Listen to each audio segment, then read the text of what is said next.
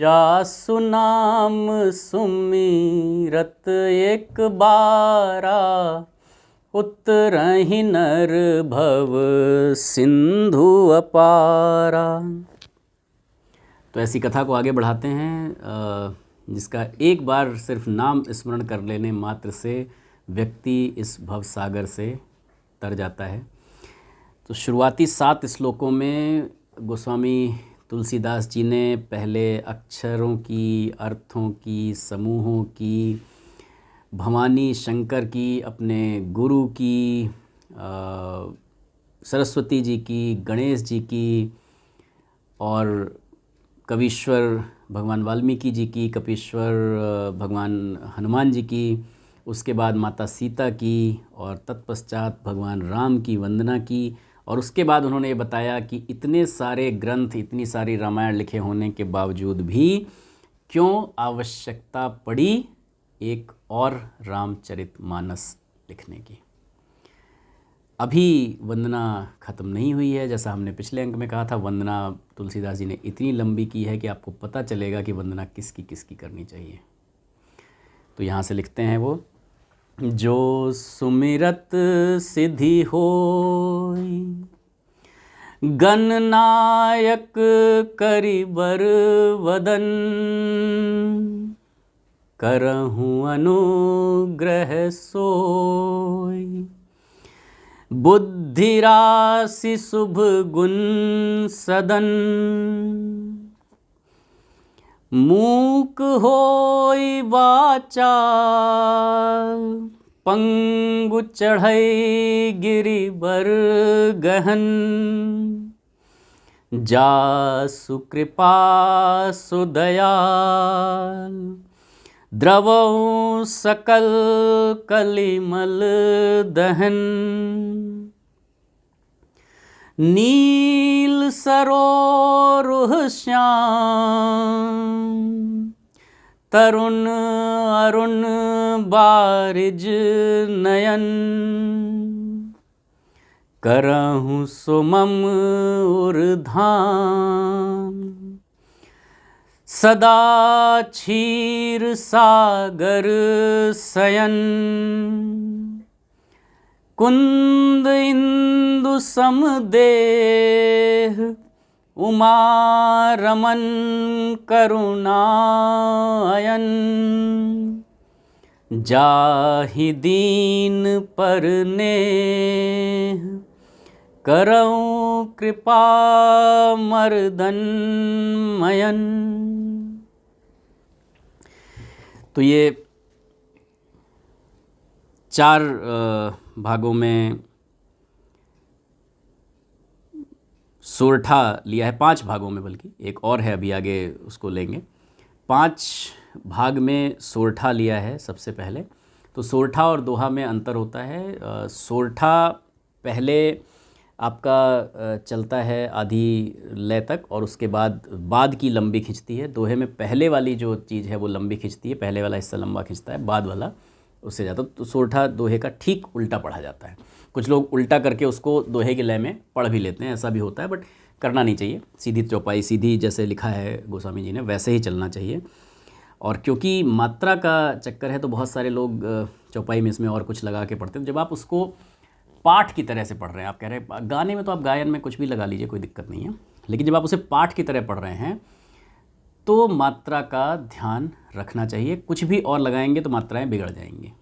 दोहे की सोरठे की, हाँ, वो क्योंकि मैंने कहा मंत्र पंक्ति है, तो वो दोहे की सोरठे की हर चीज़ की मात्रा होती है, तो वो मात्रा आगे पीछे हो जाएगी उससे, तो वो नहीं करो। गोस्वामी जी ने बहुत सुंदर लिखा है, उसकी अपने आप ही बहुत अच्छी लय बनती है। अगर आपको मेरी वाली लय पसंद आई हो तो आप उसमें गा सकते हैं, कोई और पसंद आई हो उसमें गा सकते हैं, जैसा भी। बहुत सारी लय है, बहुत लय तो बहुत अवेलेबल हैं, आपको यूट्यूब पे ही देखेंगे बहुत सारी लय मिल जाएंगी, कोई दिक्कत नहीं है।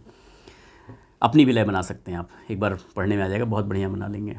तो इसकी ये जो मैंने कहा ये एक लय थी, आगे सोरठा आएगा, किसी और लय में भी देख लेंगे, तो आप चलते रहेंगे। चौपाई की भी हम चेंज करते रहेंगे तो आपको पता चलेगा, बहुत सारी लय मिल जाएंगी। तो जो सुमिरत सिद्धि होय, गण नायक करिबर पदन, जिनको केवल स्मरण करने से सारे कार्य सिद्ध हो जाते हैं। कौन है वो? प्रभु श्री राम, भगवान श्री गणपति जी। गणनायक करिबर वदन। गणनायक करिब, जो गणों के नायक हैं, गणों के नायक कौन हैं? गणों के नायक हैं गणपति जी, गणेश जी। करिबर वदन, वदन कैसा है उनका? करिबर वदन, जो कि हाथी के मुंह वाले हैं, और बुद्धि की राशि, बुद्धि राशि शुभ गुण सदन। शुभ गुण सदन, सदन मतलब घर, शुभ गुण के घर हैं, धाम हैं। कौन? भगवान श्री गणपति जी। बुद्धि की राशि हैं, बुद्धि बुद्धि भरी हुई है। इतना बड़ा दिमाग किस लिए? इतना बड़ा दिमाग इस बात का प्रतीक है कि बुद्धि बुद्धि भरी हुई है। वो जो बनाई गई है गणेश जी की प्रतिमा, वो इसी हिसाब से बनाई गई कि सिर बड़ा, तो सिर आपका बड़ा होना चाहिए सोचने के लिए, कान बड़े सुनने के लिए कि आप सब कुछ सुन पाएँ, नाक बड़ी दूर से ही सूंघ पाएँ। तो वो बुद्धि की राशि है। सारे शुभ गुण, जितने भी शुभ कार्य होते हैं गणपति जी की प्रतिमा स्थापित करे बिना होते हैं? नहीं होते। जो लोग फैशन में भी चलते हैं वो भी अपना सबसे पहले बढ़िया सी गणेश जी की मूर्ति लगा देते हैं दरवाजे पे। बढ़िया बढ़िया बढ़िया। जो मंडप भी बनता पहले गणेश जी, पहले गणपति जी की पूजा। तो क्यों? क्योंकि वो सारे, तो उन्होंने भी सबसे पहले गणेश जी की वंदना यहाँ पर की है। गोस्वामी तुलसीदास जी ने, वो कहते हैं कि ऐसे गणपति जी मुझ पर क्या करें? कृपा करें। जिनकी कृपा से मूक होय वाचाल, गूंगा बोलने लगता है। पंगु चढ़ई गिरिबर गहन, लंगड़ा पहाड़ चढ़ जाएगा। लंगड़ा ऐसा पहाड़ जिसको चढ़ना बहुत दुर्गम पहाड़ है, मतलब नॉर्मल पहाड़ तो सब चढ़ जाएंगे, दुर्गम पे चढ़ जाएगा। जासु कृपा सुदयाल, द्रवहु सकल कलिमल दहन। जिनकी कृपा से कलयुग का, मतलब जो सबसे बड़ा से बड़ा पाप हो वो भी जल जाए, द्रवित हो जाए। ऐसे दयालु भगवान मुझ पर कृपालु हों, मुझ पर कृपा करें, ताकि मैं आगे बढ़ पाऊँ, ये कथा लिख पाऊँ। आगे यहाँ तक उन्होंने किसकी? भगवान गणेश जी की वंदना की। अब नील सरोरुह श्याम, नील सरोरुह श्याम तरुण अरुण बारिज अयन, जो नील कमल के समान श्याम वर्ण वाले हैं। कौन? सदा क्षीर सागर शयन, जो सदा क्षीर सागर में, ऐसा माना गया है कि भगवान क्षीर सागर, मतलब क्षीर मतलब दूध, दूध के सागर में वो क्या करते हैं? शेषनाग की सैया पर शयन करते हैं, सोते रहते हैं। ऐसे भगवान जो पूर्ण खिले हुए लाल कमल के समान जिनके नेत्र हैं। अगर पूरा खिला हुआ कमल देखें तो उसकी पंखुड़ी ऐसे करके होती है, इसीलिए कमल से उपमा दी गई। जब आँख ऐसे बहुत सुंदर आँख होगी तो एक साइड बिल्कुल ऐसे नोक और एक साइड ऐसे बीच में ऐसे आएगी और ऐसे करके आएगी, तो वो जो पूरा खिला हुआ कमल। इसीलिए आप उपमा देखिए क्या जबरदस्त, मतलब तुलसीदास जी की अतुलसी कला का आगे और भी कई जगह में बहुत ज़बरदस्त वर्णन देखने को मिलेगा।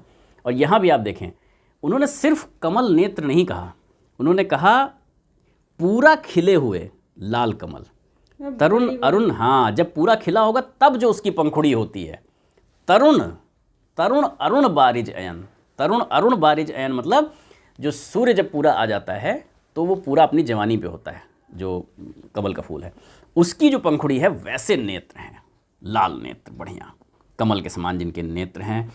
नीले कमल के समान उनका श्याम वर्ण है, नील कमल के समान उनका वर्ण है, कलर है, और सदा क्षीर सागर में शयन करते हैं। ऐसे भगवान श्री हरि विष्णु हम सभी पर कृपा करें। तुलसीदास जी के साथ हम पर भी कृपा करें। हम अपनी वाणी सरस्वती देवी, हम साथ साथ हम भी वंदना करते चल रहे हैं कि हम पर भी कृपा करें। और कुंद इंदु सम देह उमा रमण, किसका रमण? उमा रमण करुणा अयन, भगवान शंकर उमा रमण, जो किसके साथ रमण करते हैं?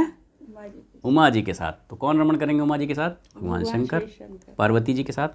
तो कहते हैं साहब उनका कुंद के पुष्प और चंद्रमा के समान गौर शरीर है। भगवान शंकर गोरे रंग के हैं, भगवान शंकर गौर वर्ण के हैं। लोग अक्सर कंफ्यूज होते हैं, वो तो क्योंकि भभूत लपेटे रहते हैं, पता तो चलता नहीं है, है ना। लेकिन भगवान शंकर गोरे रंग के हैं, भगवान विष्णु को श्याम सवर्ण कहा वो गया। नील वर्ण के हैं, नील कमल के समान हैं। और भगवान शंकर जो हैं, बहुत कम लोग शायद इसको मतलब जानते होंगे या समझते होंगे, भगवान शंकर चंद्रमा के समान गौर शरीर के हैं, गोरे हैं। और वो पार्वती जी के साथ रमण करते हैं और दया के धाम है। जाहि दीन पर नेह, हमेशा दीनों पर दया करने वाले हैं।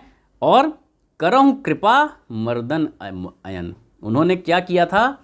कामदेव का भी मर्दन कृपा करके किया था। क्योंकि उस समय जब आएगा वर्णन तो वहाँ पर डिटेल में वर्णन होगा, यहीं सारा वर्णन अभी करना ठीक नहीं, बड़ा लंबा हो जाएगा।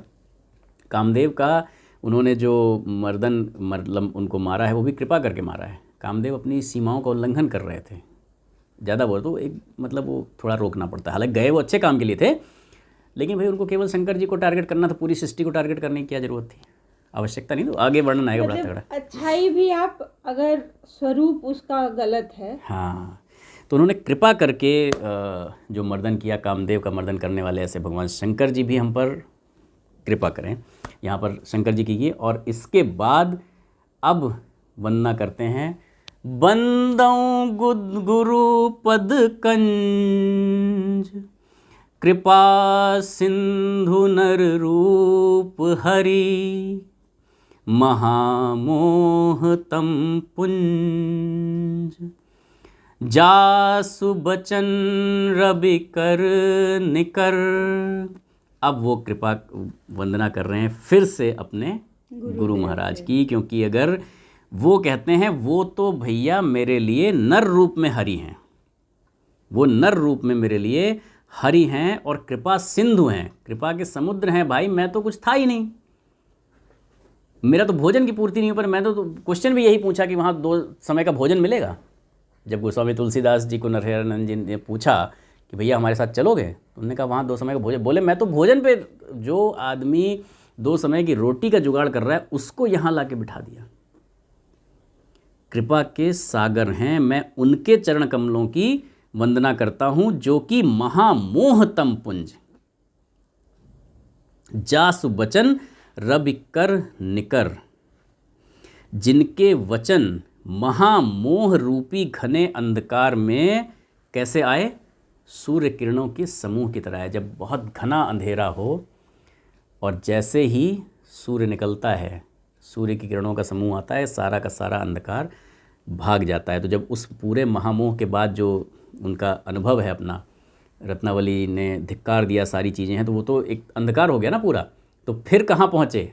फिर गुरु जी के पास पहुँचे और उनके वचनों ने कहा कि भाई अब तुम साधना करो भगवान राम की, इष्ट जी की।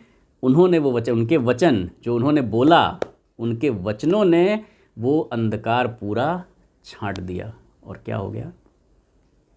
प्रकाश किरणों का समूह आ गया, प्रकाश ही प्रकाश हो गया। तुलसीदास, गोस्वामी तुलसीदास हो गए। मतलब आज भक्त कवि, बहुत सारे लोग जगत गुरु, भगवान हर रूप में पूजते हैं गोस्वामी तुलसीदास जी को। तो आगे अब इतना होने के बाद चौपाई शुरू होती है। बंदौ गुरु पद पदुम परागा, सुरुचि सुबास सरस अनुरागा, अमीय मूरी मय चूरन चारु, समन सकल भवरुज परिवारु, सुकृति संभूतन बिमल विभूति, मंजुल मंगल मोद प्रसूति, जन मन मंजु मुकुर मलहरनी, किए तिलक गुण गण बस करनी। तो इन 4 चौपाइयों का पहले अर्थ लेते हैं। तो अब यहाँ पर एक बार फिर गुरु से इतना ज़्यादा इंस्पायर्ड हैं, और वास्तव में बात भी वही है कि अगर गुरु ना होते, स्वामी नरहरियानंद ना होते, तो गोस्वामी तुलसीदास जी भी ना होते। तो उनकी बार बार वंदना कर रहे हैं। उनकी आप देखिए, एक बार श्लोक में वंदना की है, फिर सोरठे में वंदना की है, फिर चौपाई भी वहीं से शुरू कर रहे हैं कि मैं अपने गुरु के चरण कमलों की रज की वंदना कर रहे हैं इस बार। पहले गुरु की वंदना की, फिर गुरु के चरण कमलों की वंदना की, इस बार चरण रज की वंदना कर रहे हैं, धूल की, उनकी चरण धूल की वंदना कर रहे हैं। जो सुरुचि, चरण रज सुरुचि मतलब सुंदर स्वाद है जिसका, सुगंध है और अनुराग रूपी यानी प्रेम रूपी रस से पूर्ण है। क्या? उनके गुरु के चरणों की रज, इस बार वो चरण धूलि की वंदना कर रहे हैं और वो कह रहे हैं कि वो कैसी है? अमीय मूरी में चूरन चारू, वो अमर मूल है, संजीवनी बूटी की तरह है। अमर, अमीय मूर में मतलब अमीय जो है जिसको क्या बोलते हैं, अमरता का जो वरदान दे सकती है, वो ऐसा सुंदर चूर्ण है, चूर्ण है, ऐसा सुंदर चूर्ण है। समन सकल भव रुज परिवारु, जो संपूर्ण भवरोगों के परिवार को नाश कर देती है। केवल भवरोग नहीं, अगर सारे भवरोग मतलब जो इस संसार के जितने भी रोग हैं, मानस रोग हों, शारीरिक रोग हों, जो हम दैहिक दैविक भौतिक तापों की, दैहिक दैविक भौतिक कष्टों की बात करते हैं, इस संसार में आके जो सबको भुगतने पड़ते हैं, इनका अगर पूरा परिवार आ जाए, एक दो नहीं, अगर पूरा परिवार आ जाए तो उसको भी नाश करने वाली है कौन? गुरु के चरणों की रज। गुरु के चरणों की रज, वो सुंदर चूर्ण है, वो लेके खाली चूरन ऐसे फाँक लीजिए तो वो मतलब जितने भी रोग हैं भवसागर के, उन सबको नष्ट कर दे। भाई वैद्य क्या देता है? वैद्य दवा देता है ना अगर रोग हो जाता है तो यहाँ पर वो कह रहे हैं कि जो भवसागर के रोग हैं, अगर ये इतना मतलब अच्छा, जिसका टेस्ट अच्छा है, जिसकी स्मेल अच्छी है, जिसमें प्रेम ही प्रेम भरा हुआ है, ऐसी रज अगर आप लेके जरा सी चाट ले, इतना बढ़िया चूरन है, उस जरा से चूरन से सब खत्म, एक बार में सारी चीज़ें, सारे दैहिक दैविक भौतिक सारे कष्टों का निवारण हो जाता है। इसलिए सबसे पहले कनेक्ट करना है तो किससे कनेक्ट करिए? सबसे पहले गुरु से कनेक्ट करिए, गुरु से कनेक्ट बनाइए, आगे सारी चीज़ें क्लियर होती चली जाएंगी।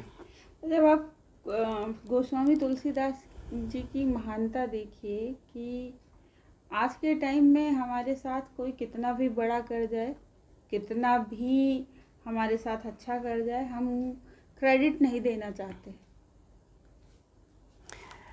यही तो, और आप देखेंगे इस कथा में तुलसीदास जी ने अपना कहीं क्रेडिट लिया ही नहीं है, हर चीज़ का दूसरों, उन्होंने सबसे पहले अक्षरों को क्रेडिट दिया। भाई अक्षर नहीं होते तो बनती नहीं, वहाँ से तो शुरू किया है। आगे वो कह रहे हैं कि ये जो रज है ये इतनी बढ़िया है जैसे शिव जी के शरीर पे सुशोभित विभूति है, तो ये पुण्यवान पुरुष के शरीर पर ये उसी तरीके से सुशोभित होती है जैसे शिव जी के शरीर पर विभूति, जो वो भभूति रमा के जो घूमते हैं वो है। और ये मंजुल मंगल मोद प्रसूति, ये क्या है?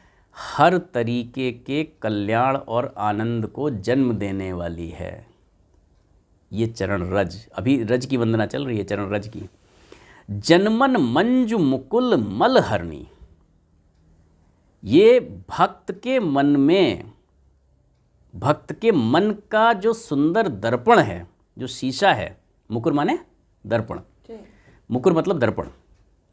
जनमन मंजु मुकुर मलहरणी, जो अगर शीशे पे धूल आ जाएगी तो क्या वो कहते हैं, उम्र भर गलतियां मैं यही करता रहा कि धूल चेहरे पे थी, आईना साफ करता रहा, तो लेकिन अगर आईने पे धूल आ जाएगी तो फिर चेहरा कितना भी साफ कर ले वो होगा नहीं। यस, तो पहले आईना साफ करना, मुकुर यानी दर्पण। तो भक्त के मन का जो सुंदर दर्पण है उस पे अगर कहीं कोई मैल है तो उसको साफ करने वाली है मुकुल मलहरणी।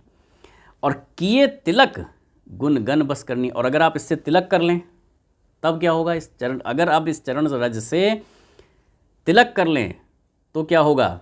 जितने भी गुण इस दुनिया में बताए गए हैं, इस जगत में जितनी तरह के गुण हो सकते हैं, उन सारे समूह को, गुणों का नहीं, गुण के समूहों को वश में करने वाली है अगर आपने गुरु के चरण रज से तिलक कर लिया तो। मतलब कितनी बड़ी महिमा बताई गई है गुरु की चरण रज की चल रही है। हाँ, अभी तो गुरु की भी गुरु की तो पहले वंदना करी श्लोक में, इसीलिए तो गुरु की वंदना से वो आप देखिए श्लोक पूरा लिखा, फिर सोरठा लिखा, फिर अभी 4 चौपाई चल रही है केवल गुरु की चरण रज की, और अभी गुरु जी की चल रही है। श्री गुरु पद नख मणि गण ज्योति, सुमिरत दिव्य दृष्टि हिय होती, दलन मोह तम सो सप्रकाशु, बड़े भाग उर आवै जासु, उघरहि बिमल बिलोचन ही के, मिटहि दोष दुख भव रजनी के, सूझहि राम चरित मणि मानिक, गुपुत प्रगट जह जो जहि खानिक। तो वो कह रहे हैं कि साहब अब तो चरण रज हो गई, अब क्या, गुरु के चरणों के नाखून भी तो हैं, वो कहाँ जाएंगे। अब गुरु के चरणों के नाखून की महिमा बताई जा रही है। जिसने आपके जीवन में इतना बड़ा बदलाव दिया है, उसकी कैसे पूजा की जाती है, कैसे वंदना की जाती है, अगर सीखना है तो गोस्वामी तुलसीदास जी से सीखिए।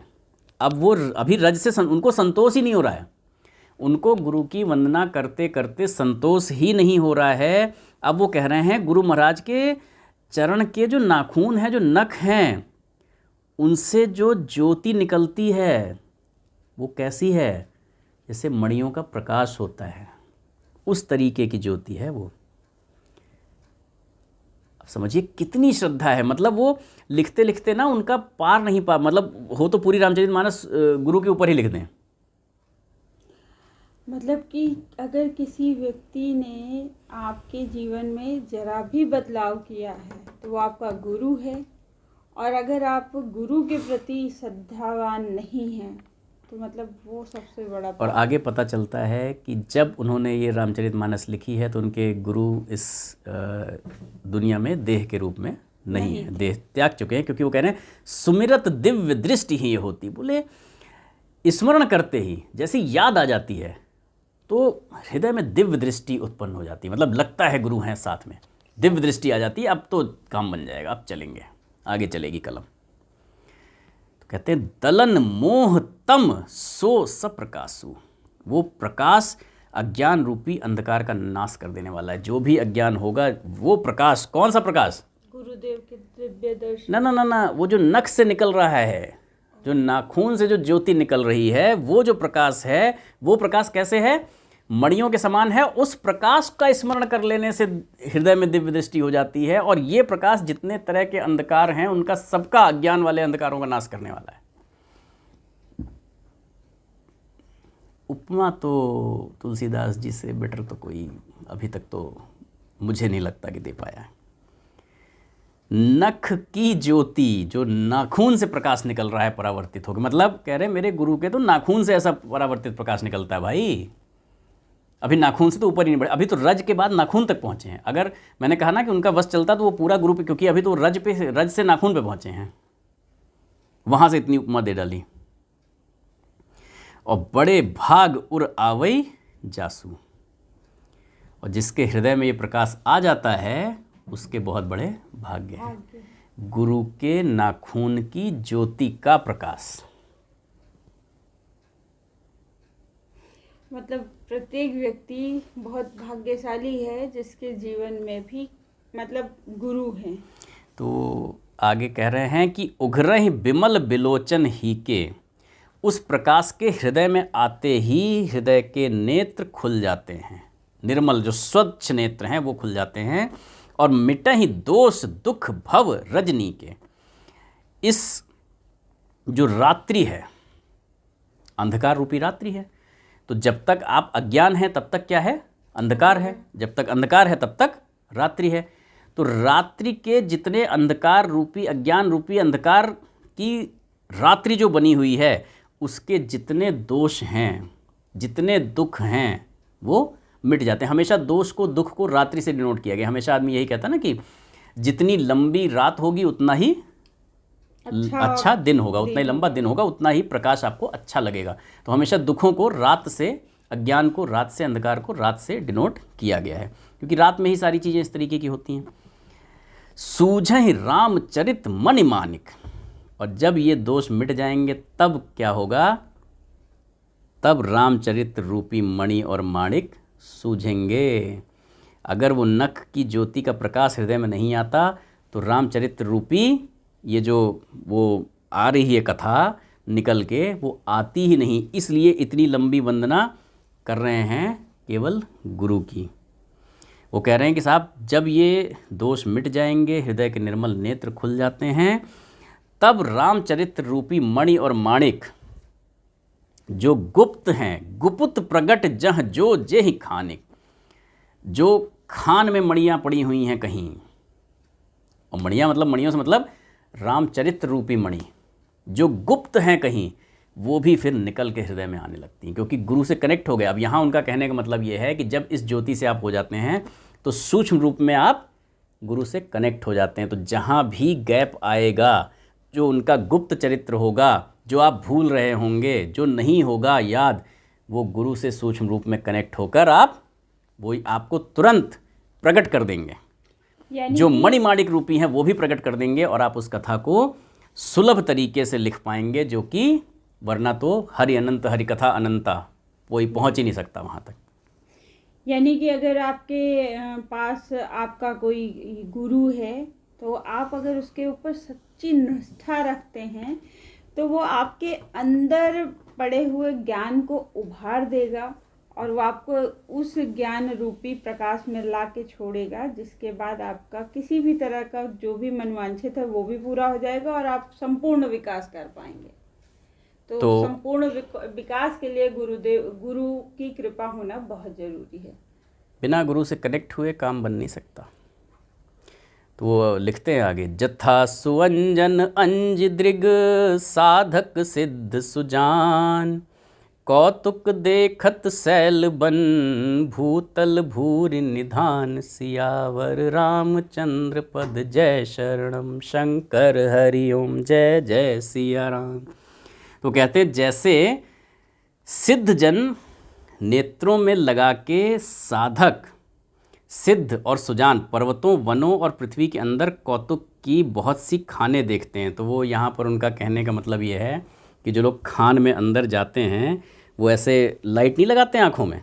आपने जिन लोगों ने देखा होगा खान का, नहीं तो अगर बच्चे हैं नहीं देखा तो खान का वीडियो दिखा दीजिएगा, कि जब खान में जाते हैं तो यहाँ पे एक ऐसे सिर में लगाते हैं, उसमें आगे लाइट लगी रहती है, फोकस लाइट। तो वो जैसे आगे आगे जाते रहते हैं तो आगे आगे प्रकाश फैलता रहता है। तो वो कहते हैं जब गुरु के नखों की ज्योति इस तरीके से है कि जब वो आगे आगे जाते रहते हैं तो वो आगे आगे फैलता रहता है। ऐसे ही जो साधक हैं और अच्छे लोग हैं, सुजान लोग हैं, वो जब गुरु से कनेक्ट हो जाते हैं तो वो जो गुरु की नखों की ज्योति से जो प्रकाश आ रहा है, वो प्रकाश आगे आपको सब कुछ दिखाता रहता है। जो गुप्त है, जो वैसे नहीं दिख रहा है, वो सब दिखने लग जाता है। जैसे खान में आदमी वो लाइट लगा के चलता है, तो वो गुरु के नखों की जो ज्योति है उसको उससे डिनोट किया है कि आगे चलकर सब कुछ दिखता रहता है। तो सबसे पहले अगर कुछ भी जानना है तो गुरु से कनेक्शन बनाइए, कनेक्ट करिए। देहधारी गुरु जरूरी नहीं है हो, सूक्ष्म रूप में कनेक्ट करिए। जब गोस्वामी जी इसको लिख रहे हैं तो गुरु जी उनके साथ नहीं हैं, देह रूप में नहीं है, वो सूक्ष्म रूप में कनेक्ट करने की बात कर रहे हैं।